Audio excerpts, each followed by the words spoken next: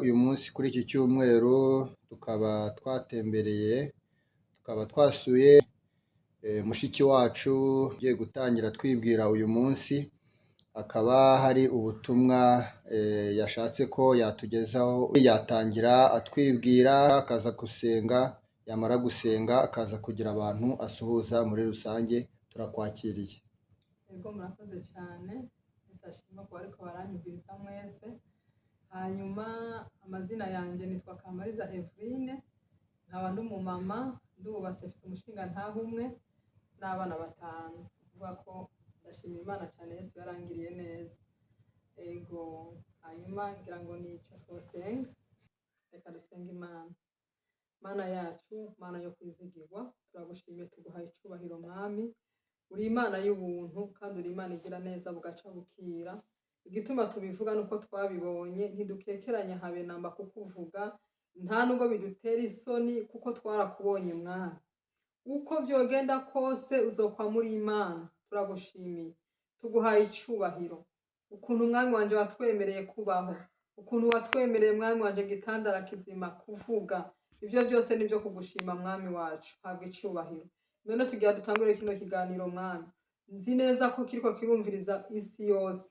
Ico ndakwingingiye Mwami, umuntu wese azokumviriza kino kiganiro Mwami, nukuri aze yumve mu mutima wiwe hari igihindutse, uzobukoze Mwami wacu. Ico twanse ni satani n'abadayimoni bovyivangamwo, mu izina rya Yesu Kristo w'i Nazareti. Reka utwambike ubwiza bwawe, reka Mwami wanje gitandara kizimu duhishe, maze Mwami dukomeze kugukorera mu izina rya Yesu Kristo. Uzobukoze Mwami, urakoze kuvyumvise kandi kubikoze nyakubahwa, ni mu izina rya Yesu Kristo Umwami wacu, amen.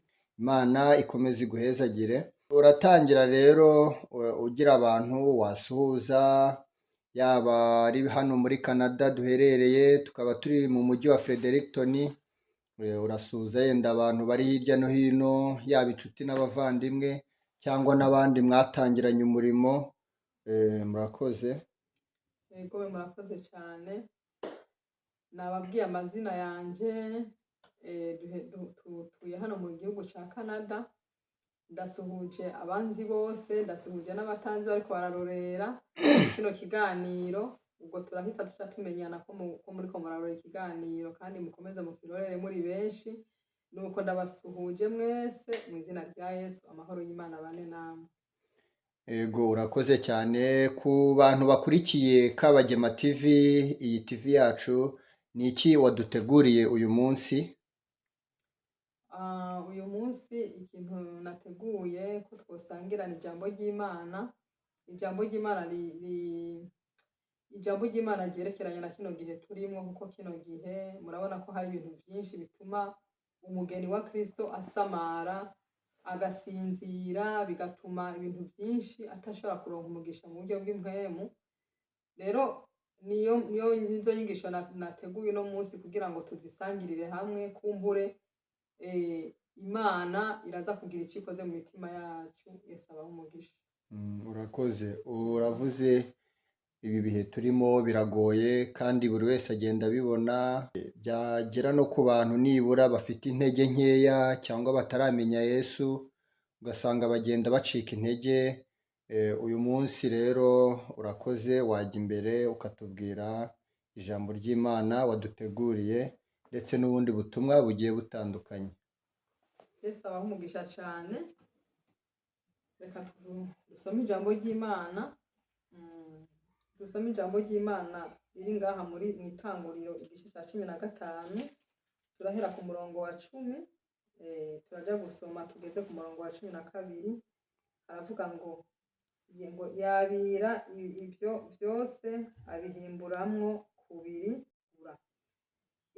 Ibisiga by'amerwe ngo bigwe kuri iyo mivyimba, Aburahamu akabigurura.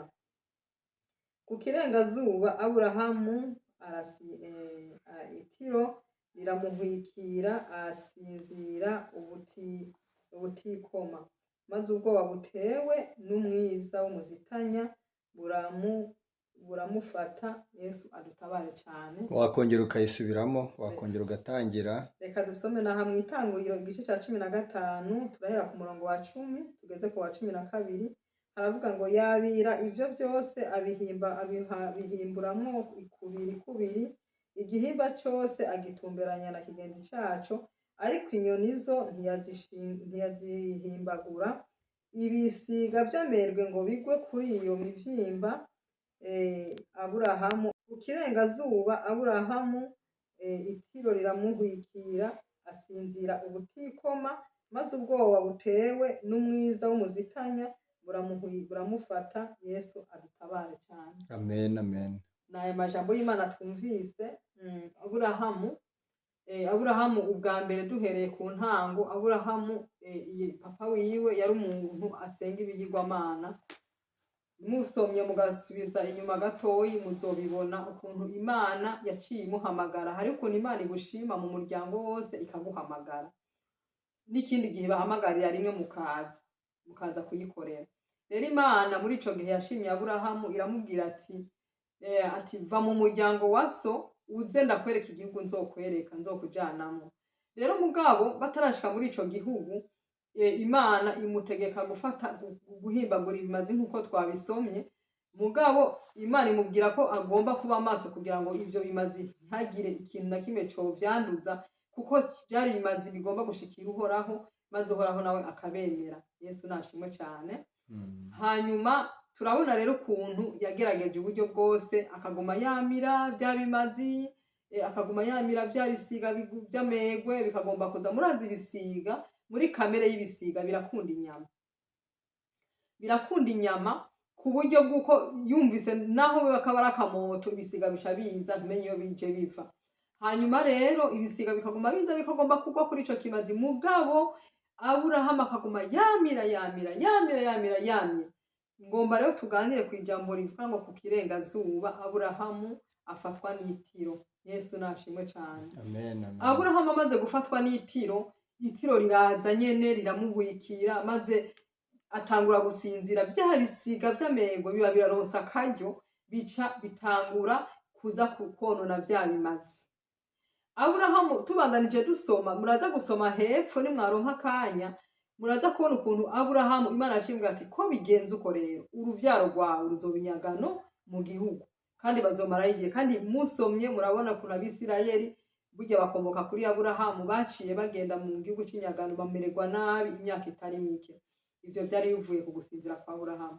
Tugomba tuvuge ijambo mu kanya gato dufise, ijambo rijanye no ku kirengazuba. Ku kirengazuba sinzi ngene nogisigura, ariko ikirengazuba no kuvuga hajya ku mugoroba, rirya zuba ryo ku mugoroba ritanguye kuzamwo umwiza muke. Ni ukuvuga ngo rirya zuba riza hajya hamaze kuba saa 8 saa 9 saa 10 kukira ngo ku kirengarenga. Yego. Naho ku kirengazuba ni ukuvuga ngo izuba ryari ritanguye kugira iki kugenda. Rero Aburahamu ntiyaba amaso aca arasinzira. Mu gihe rero asinziriye aba aratwawe umugisha. Yesu adutabare cyane. Twagomba rero tuvugane ijambo ryo ku kirengazuba. Ubu ku kirengazuba abantu benshi basinziriye. Ku kirengazuba nta musenza gisenga.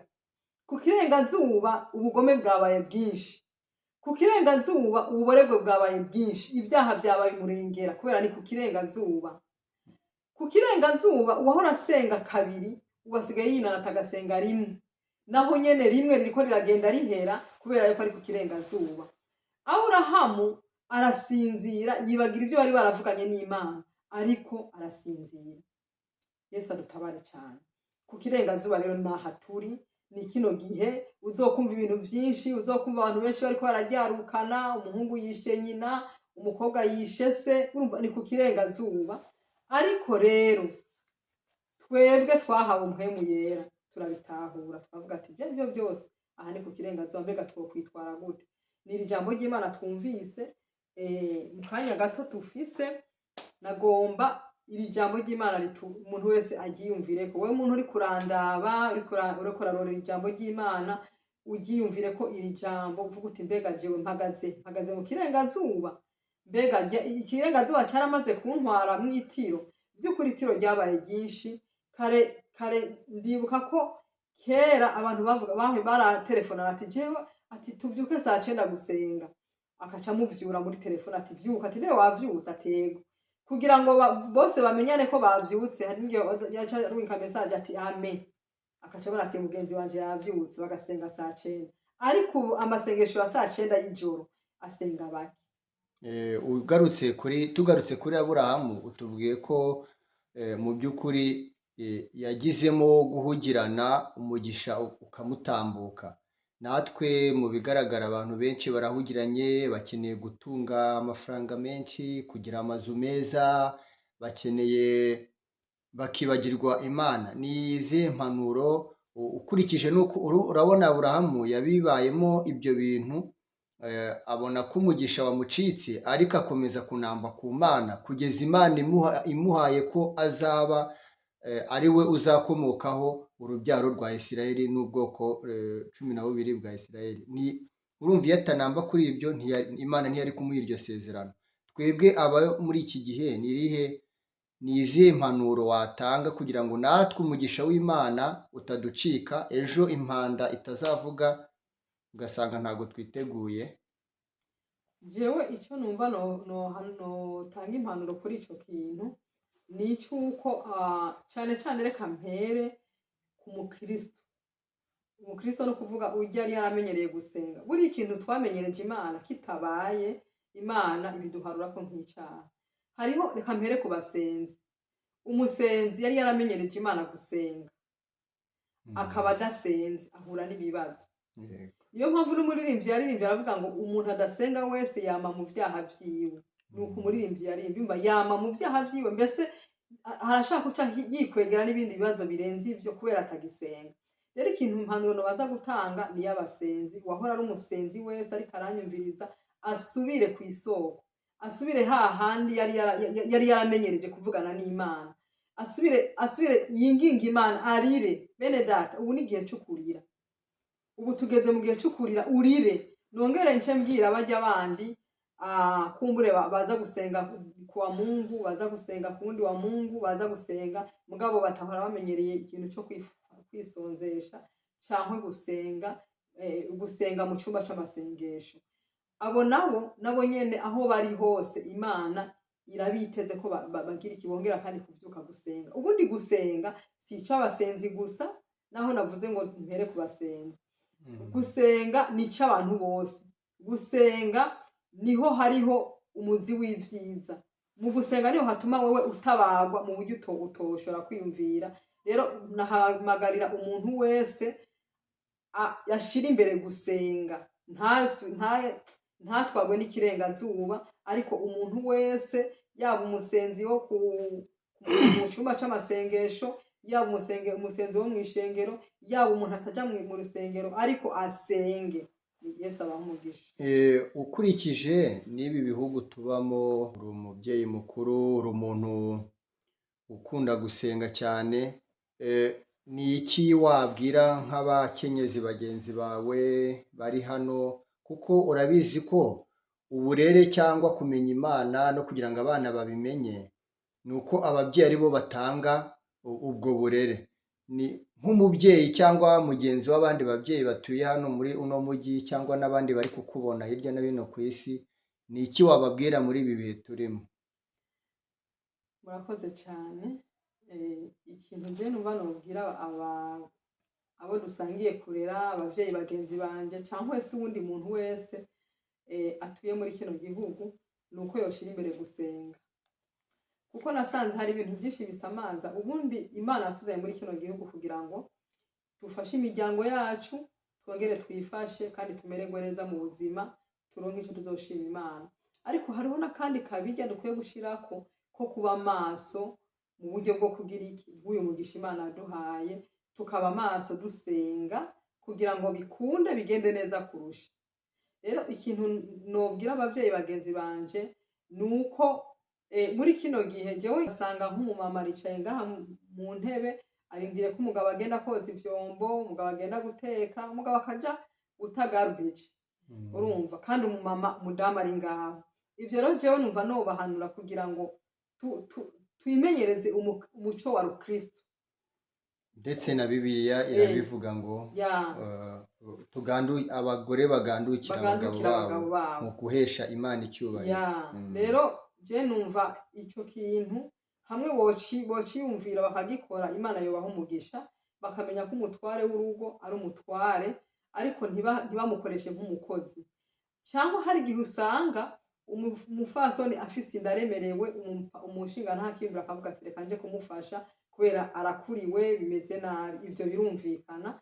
Cyangwa ugasanga umugore ari ku kazi, umugabo ntiyorindira ko umugore aza kumutekera, reka agende mu gikoni kurondera ibyo afungura, ivyo birumvikana. Mugabo tugandukira abagabo bacu, ntihagire umuntu yokwiyumvira ngo ariko arafata nabi umugabo wiwe, kandi turiko turaja mw'ijuru. Ubundi abatware bacu twabahawe nk'umutwe w'urugo, bafise ibintu vyinshi birukamwo batwiyumvirira kugira ngo urugo rwacu rugende neza. Niyo mpamvu tudakwiye kubafata nk'abakozi. Yesu nashimwe. Ikindi naco nagira nshire ko tukiri aho nyene, nicuko twebwe twohanura abana bacu, baba abakobwa baba abahungu, ugwaruka rwo ngaha. Icyo maze kubona yuko ari abantu bafise umwidegemvyo urenze, ariko uyo mwidegemvyo urenze twebwe nk'abakristo dukwiye kuwukoresha, ariko tutarengeje urugero. Akarorero ni nk'uko ushaka gusanga abakobwa bashobora kugenda ahantu batambaye impuzu zibakwiriye. Ubona kuba nk'abana b'ubu ngubu, impamvu yenda usanga baba batakimenya ko kubaha umubyeyi ari inshingano kuri bo, ari nabyo bizabahesha umugisha mu bihe bizaza, ugasanga barabyibagiwe. Ubona biterwa nuko kuba yenda bahabwa uburenganzira cyane bakibagirwa, ubona biterwa n'iki? Ikintu kibitera nuko bigaruka kuri kwa kundi kudasenga. Yego. Byiza tuba dukwiye gusengera n'ingo zacu, tugasengera n'abana bacu kugira ngo ibintu byose bigende neza. Rero tukarera abana b'abakobwa bacu, tukabatoza indero kuko niba Imana yaduhaye, tukabahanura tuti nyabuna mama wavuze iki gikorereko. Urumva, mama wagutumye ikintu, papa wagutumye ikintu, gikore neza utashidikanya kandi ugikorane urukundo, ube wumvira abavyeyi kuko niwo mugisha wa mbere. Rero ico numva novuga kuri ico ni uko twofata tugashira imbere gusengera abana bacu, cyangwa se tugasengera ingo zacu kugira ngo zigende neza. Urabona hari nk'uburyo abana bakiri batoya agenda gusaba ibintu, hari nk'ibyo uba yenda uba ufitiye ubushobozi, hari n'ibyo udafitiye ubushobozi, rimwe na rimwe ukabigura utabiteguye, cyangwa ubona ari nk'iki wabivugaho kuri ibyo bintu byo kuvuga ngo niba umwana akeneye ibi, hari ibimugenewe, hari n'ibitamugenewe, hari ibyo kubyumvisha umwana, wumva ari mu buryo buhe wabigenzamo, cyangwa ubona byagenda gute? Mu bisanzwe ukuntu bimeze, ubundi umwana waramuvyaye uranamwegera ukamugira inshuti. Abantu benshi igituma abana batavugisha ukuri ngo babwize ukuri abavyeyi babo, ibyo byose biterwa no kutegera umwana wawe ngo umugire inshuti. Yego. Umwana ukwiye kumwegera ukamugira inshuti, ukamubaza ikibazo afise, nawe mu gihe umwegereye arakubwiza ukuri byose, akaguhishuka ikibazo agendana naco, maze nawe ukamenya aho ufatira kugira ngo umusengere. Wagiye ugaruka ku bigendanye n'ibyo Aburahamu yagiye akora, ndetse n'uburyo yagiye yirinda kuba yajya gusenga ibishushanyo cyangwa gusenga ibindi bintu bitandukanye no kwemera kw'Imana. Turi mu kwezi kwa cumi, hano ubona hari ibintu bya Halloween, ni imico yaho yenda itandukanye. Mu ncamake ni iki wabivugaho, cyangwa ni gute ubibona? Murakoze cyane. Jewe ukuntu mbona Halloween isanzwe ni imigenzo ya gipagani, niko jewe novuga. Yego. Kandi imigenzo y'abantu bo ngaha, abazungu bo ngaha, birashobora kuba biri n'ahandi mugabo mu bihugu by'abazungu, ariko sinibaza ko muri Afurika ibyo bintu bihari, ntabyo ndumva. Mm. Rero icyo dukwiye kubyifatamo twebwe ababibona ababigenderamwo tukaca ku ruhande. Hari n'igihe ugenda mu muhanda ugasanga bashizeho isanduku iryo bashiramwo umuntu yapfuye, Yeah. bakayishira ku muhanda utambuka hirya ukabona umenga n'umuntu yapfuye. Twebwe rero nk'abakristo nk'abasenzi ntidukwiye kubijamwo ngo tuje kubihimbaza natwe, Yego. ntidukwiye kubihimbaza kabisa. Ntidukwiye kubihimbaza na cane cane ko atari itegeko rihari yuko umuntu akwiye kuhimbaza ivyo bintu. Umuntu akwiye kugumana ka gakiza yari yarakiriye, kuko twebwe mu ishuri barabitwigishije ngaha yuko ivyo ari umunsi mukuru wo kwibuka imizimu n'abapfumu n'abarozi. Yego. Rero muri uwo mwanya rero mu gihe wowe uzi ko hari ikintu wakiriye wahindutse wejejwe n'amaraso ya Yesu Kristo, we ntiwogenda guhimbaza imizimu, ntiwogenda guhimbaza abarozi. Rero reka bo bataratahura ukuri, twebwe ahubwo twatahuye ukuri tubasengere, kumbura Imana ishobora kubahindura. Ntidushobora kubagwanya iciyumviro cabo kuko niyo myizerere yabo, mugabo dufise ububasha bwo kubasengera, Imana ikabahindura. Urakoze. Yesu ajya kujya mu ijuru yabwiye intumwa ze ati mugende mwigisha amahanga yose. Na hano turi bisobanuye ko kubwiriza ubutumwa bitahagaze. Ubona ni ubuhe buryo ubigenzamo cyangwa muterana gute kugira ngo ubutumwa bw'Imana bukomeze bugere no ku bantu benshi? Ubwo butumwa ububwiriza mu buhe buryo hano muri iki gihugu cya Canada turimo? Ubutumwa ukuntu bubwiriza, ubundi kubwiriza ubutumwa si mu rusengero gusa, nk'uko abantu benshi biyumvira ngo kuja mu rusengero ugahagarara hajya ku gatuti niko kubwiriza ubutumwa. Ariko kubera yuko Yesu yaduhaye n'iryo sezerano avuga ati mugende muhindure abaremwe bose kuba abigishwa banje, mubabwiriza ubutumwa bwiza. Ubwa mbere kwanza ubutumwa bwiza ubanza kubuvugira iwawe. Yego. Abo mu nzu yawe bakakwigirako, ku buryo naho wabwiye ati tugende gusenga bavuga ati ni ukuri tukurikije ingeso za mama na papa.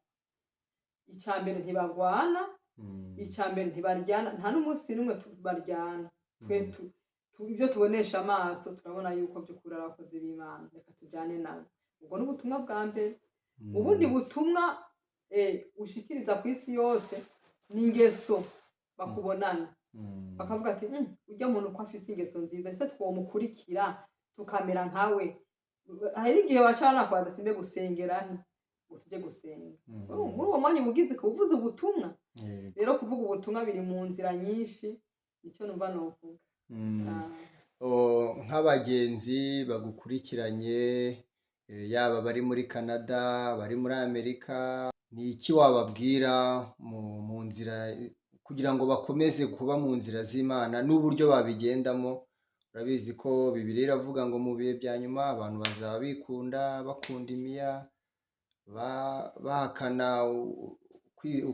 ukwera kw'Imana n'ibindi byinshi. Ni iki, ni nk'izihe impanuro wabahereza muri rusange?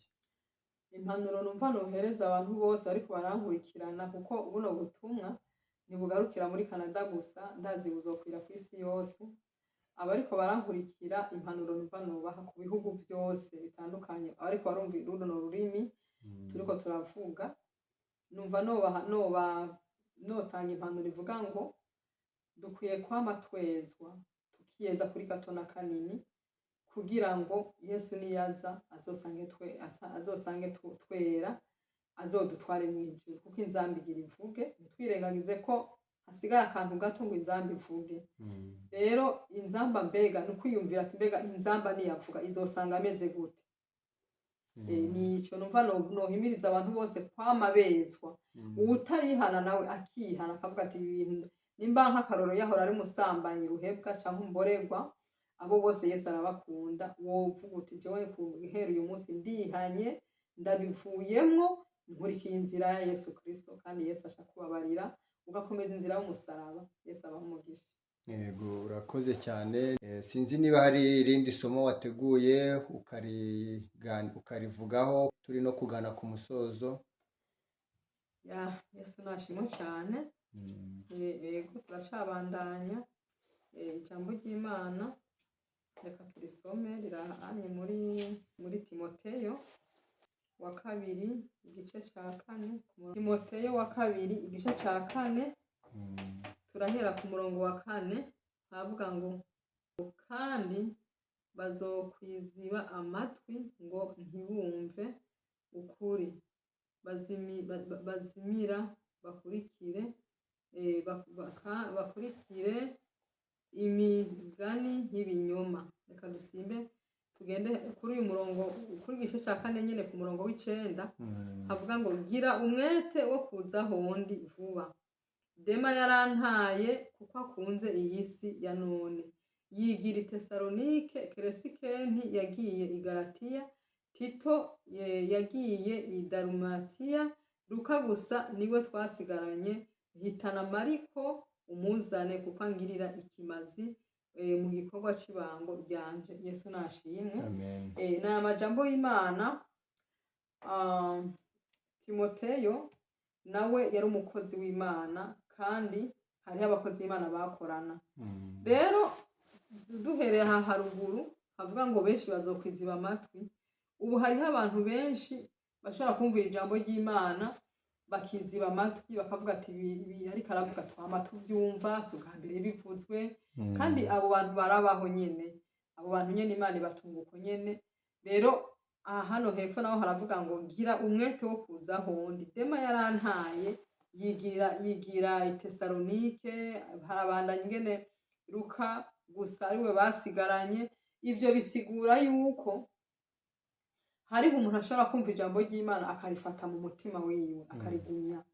Hanyuma rero hakaba n'abandi bahengera bageze hagati, barasenga bararirimba, bakaca barambirwa bivanye n'ikibazo bahuye naco, bakavuga ati kumbure ibintu twakurikiye nibyo kubesha, n'ibinyoma, reka tubivemo.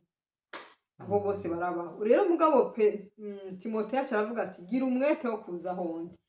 Nanje nagira ndabahimirize mugire umwete wo kuza aho Yesu ari, mugire umwete wo kwihana, gira umwete wo kwiha Imana nk'abakozi bamaze kukurama, gira umwete wo gusenga, gira umwete wo guca bugufi, tugira umwete wo kwiha Imana, wo kumva ko dukwiye kwama mu mitima yacu harimwo inkomezi zo kurondera Imana, kurondera kwama twumva tugomba gusenga, dukunda ibikorwa vy'Imana. Tugira umwete wo kuza aho Yesu ari. Yesu nashimwe cyane. Rero Yesu aduteza amaboko. Hariho abantu nagomba mbwire, hariho umuntu ushaka gusanga yaramaze kwihebura akavuga ngo nakoze ibyaha byinshi ngo Imana ntiyo bikimbabarira. Ariko Yesu aracari ku ntebe y'imbabazi.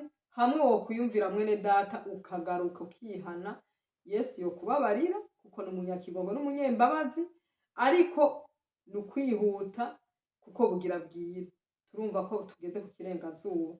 Ni ukwihuta ukaza ukavuga uti je nakoze ibi n'ibi, ukihana ukatura ukabwira Imana, Imana ikubabarire, kandi ukagiramo n'agahinda.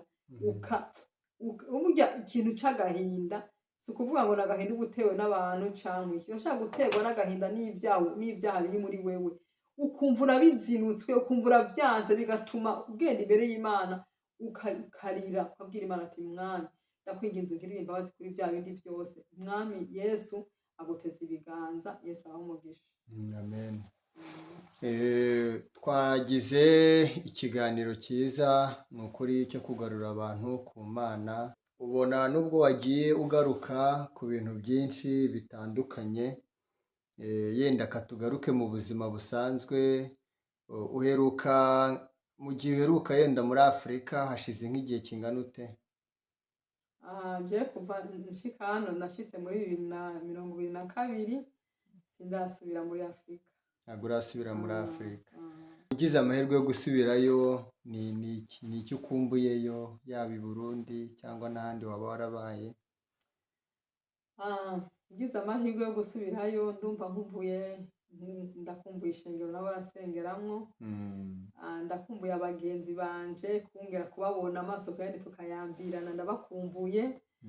Ikindi naco ndakumbuye hariho akafanta ka Citro ino ntigahari. yego. Agafanta ka citro n'utundi two mu Burundi, agatoke, utuntu twinshi two kurya, numva ndadukumbuye. Nkumbuye abantu twasengana, ni ukuvuga ngo nubwo nogenda numva ntoca ntaha uwo munsi nyene, numva ndabakumbuye cane gose. Turagushimiye umwanya mwaduhaye wo kuganira. Ikindi, ese ari nk'umuntu ukeneye kuza kuba yenda yumvise iri jambo ry'Imana akanyurwa, akaba yakenera gusenga, akaba yakenera yaza hano mu rugo? Turasenga, umuntu yumva yuko yifuza akavuga ati kumbure singira ahantu nsengera, ndifuza ko abakozi b'Imana bomba hafi bakansengera, hariho ishengero dusengeramwo. Abantu bifuza ko twovugana ku by'iryo shengero bashobora kuko benshi baba bafise nka nimero zanje, canke bagashobora kugerageza uburyo bwose tukavugana kugira ngo ndabahe adresse. Yesu abahe umugisha. Murakoze cyane, mutwemereye ko n'ubutaha nitubakenera tuzababona. Ni ukuri turabyishimiye cyane, muzatubona. Urakoze cyane rero, Imana ikomeze iguhe umugisha wowe n'umuryango wawe. Murakoze cyane. Murakoze cyane nawe. Sawa sawa, bye. Bye bye.